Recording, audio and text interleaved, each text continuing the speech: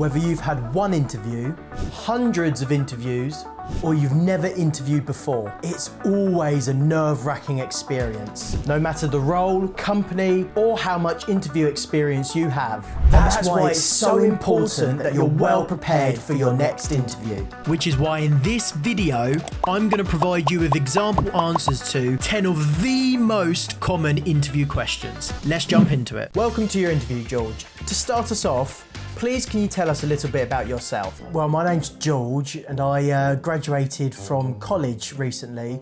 No, I meant university. And I got a degree and worked in a few places since, but you know, nothing too exciting to be honest with you. But in my free time, I do like to watch movies and hang out with my friends. You know, that's sort of me in a nutshell. What I haven't told you yet is that we're also going to provide some bad examples to help us to learn from them. But don't worry, in just a moment we'll share a great response with you too.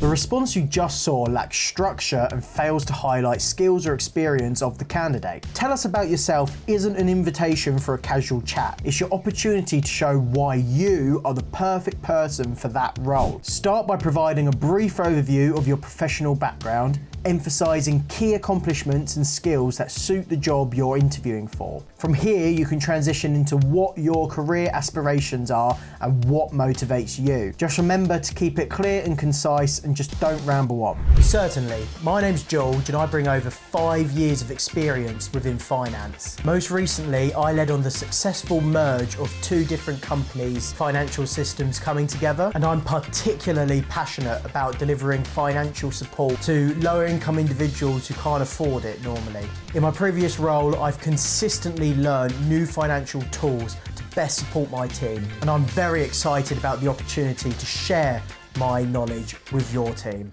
What are your key strengths? Well, I guess I'm pretty good at multitasking, because when I worked at home, I'd have the TV on in the background and I still got some of the work done, you know, so I'm pretty good at multitasking in that sort of aspect. And I'd also say I'm a pretty good team player. I've never been told that before by any of my team, but I think that.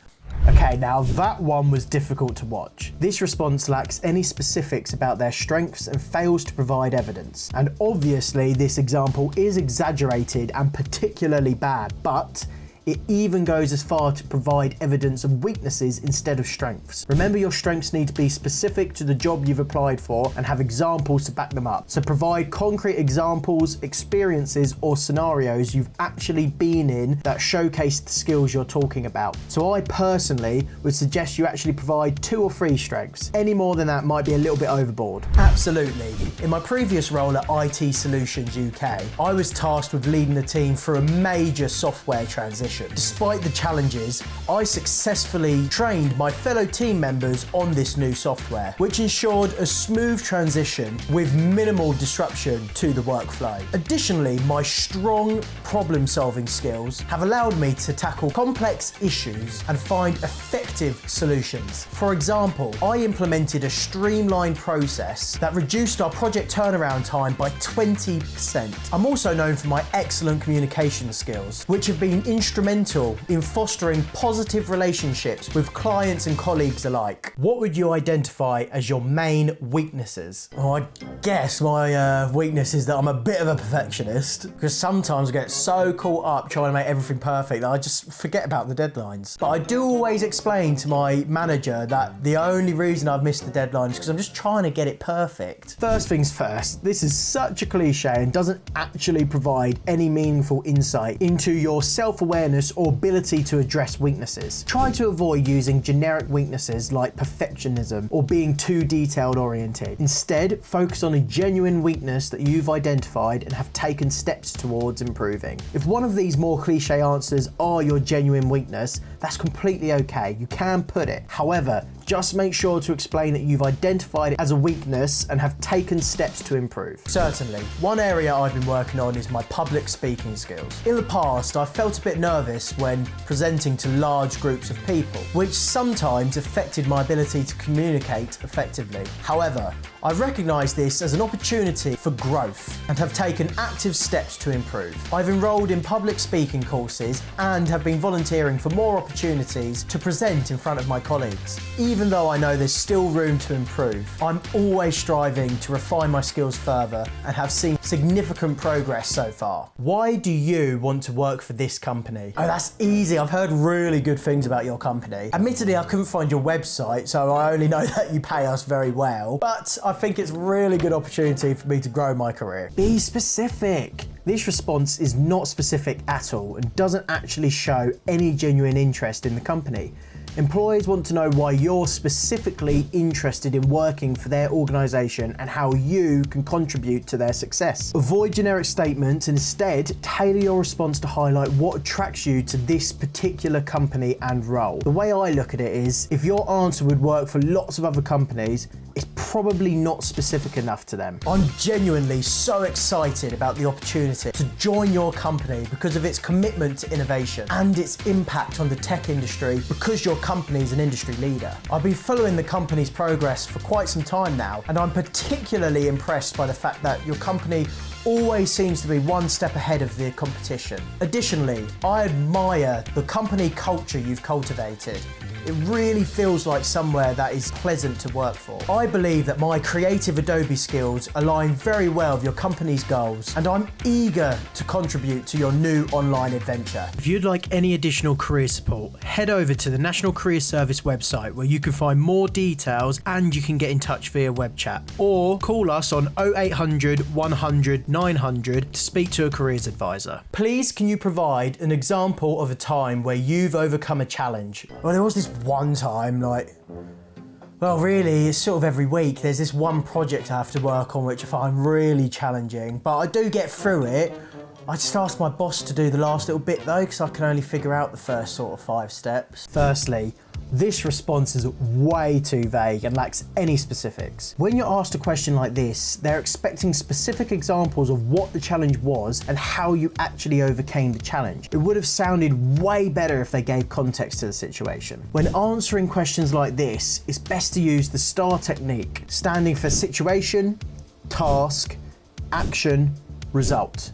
It helps you to order and structure your response properly. Using the STAR method will help you to convey a clear and impactful story. This next example will use the STAR method to structure the response as an example, but let us know in the comments below if you'd like to see a video on the STAR method where we go into a little bit more detail. In the meantime, you can check out our STAR method blog in the description below. Certainly, in my previous role at Customer Service UK, we faced a significant challenge when our previous client was at risk of leaving due to some unresolved issues. The situation was critical because losing this client would have had significant impact on our revenue. I was tasked with addressing their concerns and finding a solution. I began by conducting a thorough review of their feedback and identifying key areas we had fallen behind on. Then I organised a series of meetings to meet with the clients to discuss their concerns and present our plan for improvement. I coordinated with our internal team to ensure we met these new expectations and provided regular updates to the client. As a result,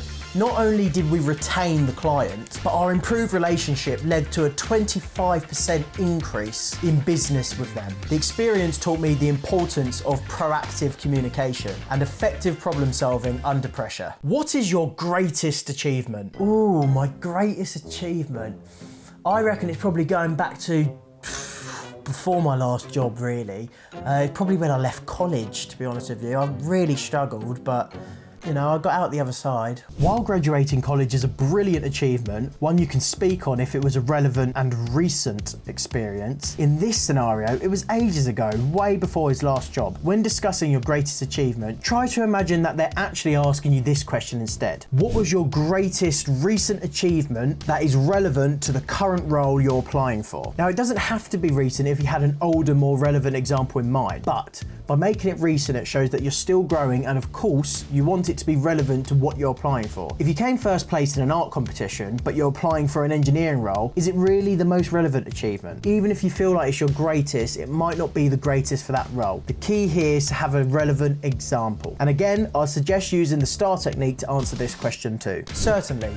My greatest achievement occurred during my time at Local Warehouse UK, where I led a project to overhaul our outdated inventory management system. The existing system was causing significant delays and errors in order processing. I spearheaded the initiative to identify and implement a new software solution. I conducted thorough research, coordinated with various departments to understand their needs, and managed the entire implementation process. This involved training staff and ensuring a smooth transition. As a result, we reduced order processing time by 40% and improved inventory accuracy by 30%. This achievement not only streamlined our operations, but also significantly boosted team morale and customer satisfaction. How do you handle stress and pressure? Oh, no.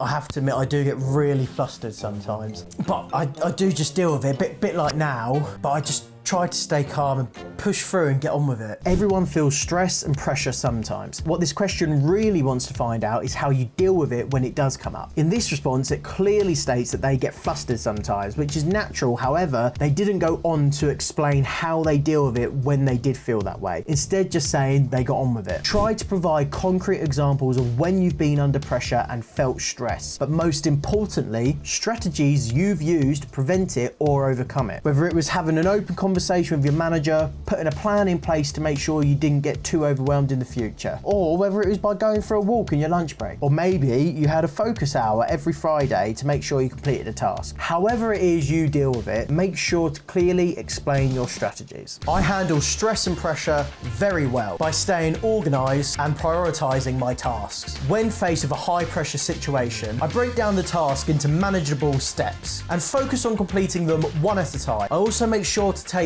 regular short breaks to clear my mind and maintain my productivity. For example, during a major project at Graphic Design UK, we faced an unexpected setback that threatened our deadline, but I quickly organised a team meeting to reassess and reorganise our priorities and delegate tasks efficiently. By staying calm and focused, we were able to rework our plan and complete the project on time, meeting all of our objectives. Now, I must admit, I did feel quite stressed at the time. However, due to the strategies I implemented, I was able to overcome the pressure successfully. This experience taught me the importance of clear communication and staying adaptable under pressure. So, why should we hire you? That's easy. I'm very hardworking, eager to learn, and would be a real asset to your team. So realistically, nothing was really that wrong with the response there, but it was just a bit dull, generic, and boring. I mean, you would really hope that anyone who is being hired is hardworking, eager to learn, and an asset to the team, right? Why are you the perfect fit? What makes you uniquely qualified for that role? Avoid anything generic. Use your skills, experiences, and qualities that directly align to the role as your reasoning. Be specific with your examples and make sure to explain how you would add value to the company. You should hire me because I bring a unique blend of the skills and experience that perfectly aligns with the requirements for this role. With over 10 years of experience in marketing, I have a proven track record of converting potential customers into first-time buyers. For example, at my previous job, I converted 10% more customers than my peers did, and I then helped to develop their skills so they could also increase their conversion rates. Additionally, my ability to use platforms such as Canva and Photoshop will help me to design new graphics for your social media platforms, which will enable me to contribute effectively to your team. I'm particularly excited about this role because I love how you're industry leaders and you're always innovating within this sector. And I am confident that my proactive approach and dedication will help Digital Marketing UK achieve its goals.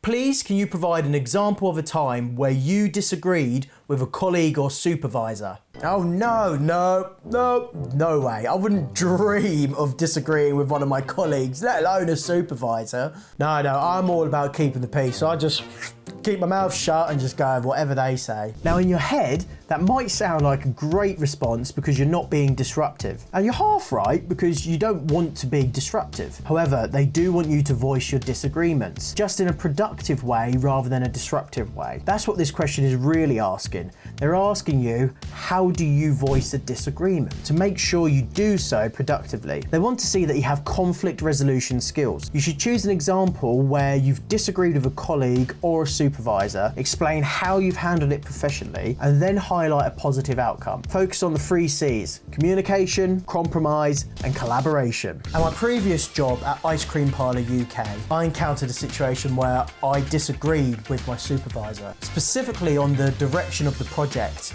disagreeing on the flavour of the new ice cream. My supervisor wanted to implement a new honey flavour, which I felt might not be effective based on the research of market data. But instead of immediately dismissing the idea, I requested a quick team meeting so we could discuss my concerns. I presented my data and explained my perspective clearly and respectfully. We had an open and constructive discussion, and in the end, we decided to test both approaches on a much smaller scale. This compromise allowed us to gather real-time data and determine the best flavour moving forwards. The experience taught me the value of respectful communication and the importance of backing up your position with evidence. It also strengthened our working relationship and led to a more effective project outcome. Where do you see yourself in 5 years' time? To be completely honest with you, I haven't thought 5 years ahead, let alone 1 year ahead. I just sort of take things as they come, you know? Why? Should I be thinking 5 years ahead? Do you think 5 years ahead? This response suggests a lack of direction and ambition, which could be a red flag to employers. When answering this question, it's important to demonstrate that you have thought about your future and have set realistic goals. Let's try that again. I've thought about this a lot, okay? So ideally, I would like to become a manager here within the next 5 years. You know, either working next to you or taking your position, but failing that, then I wouldn't mind leaving here and working somewhere else, using this as a stepping stone to become a manager there instead. You know, sort of taking everything I've learned from you guys and jumping ship to somewhere else. Okay. Hopefully by this point of the video, you've learned enough to realise that was another bad answer. I wanted to show you that your response firstly has to be respectful, and secondly, doesn't make it look like you're coming for anyone else's job. You could express interest in a more senior role, just don't do it like I did in that last example response. You should also show clear commitment to growing with the company you're applying for and contributing to its success. Now, this is the actual good response example. In 5 years' time, I see myself growing with your company and taking more responsibility within my department and team. I am particularly interested in developing my skills in leadership and project management, and I hope to contribute to innovative projects that drive the company's success. My goal is to advance to a senior position within this company where I can lead a team and mentor new employees. I am excited with the potential for growth and development that I could have within this company, and I look forward to contributing to its long-term vision. If you're still here, you must have found this video useful, and YouTube has recommended that you'd also like this video, so go give it a watch.